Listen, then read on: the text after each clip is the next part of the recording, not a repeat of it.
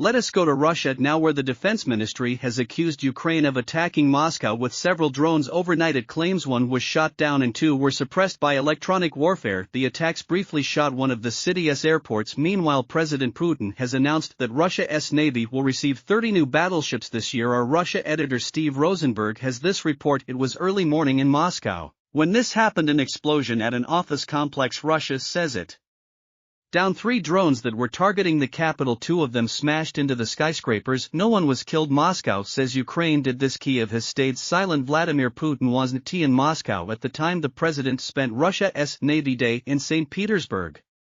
The commander-in-chief reviewed a parade of ships on the river. Russia's war in Ukraine has not gone at all to plan, but Kremlin choreography never misses an opportunity to encourage patriotic fervor and project an image of Russian power in the name of Russia. Our sailors are devoting all their energy. They are displaying true heroism. They are fighting valiantly just like our ancestors did. Ancestors, it's the key word for it, is by referencing heroes of the past and Russian history that those in power now try to nurture love for the motherland. We saw just that outside Moscow this weekend.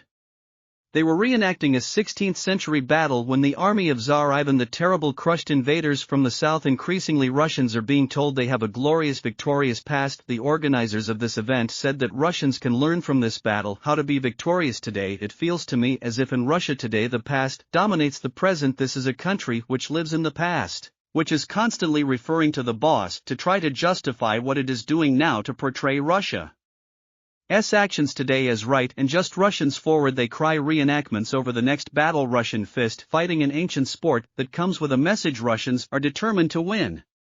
Steve Rosenberg, BBC News. Near Moscow. Well, meanwhile, 1 person has been killed and 5 injured after a rocket hit a building in the northeastern Ukrainian city of Sumy. These pictures came to us from Ukrainian emergency services. They claim to show the damage caused to what has been described as an educational institution.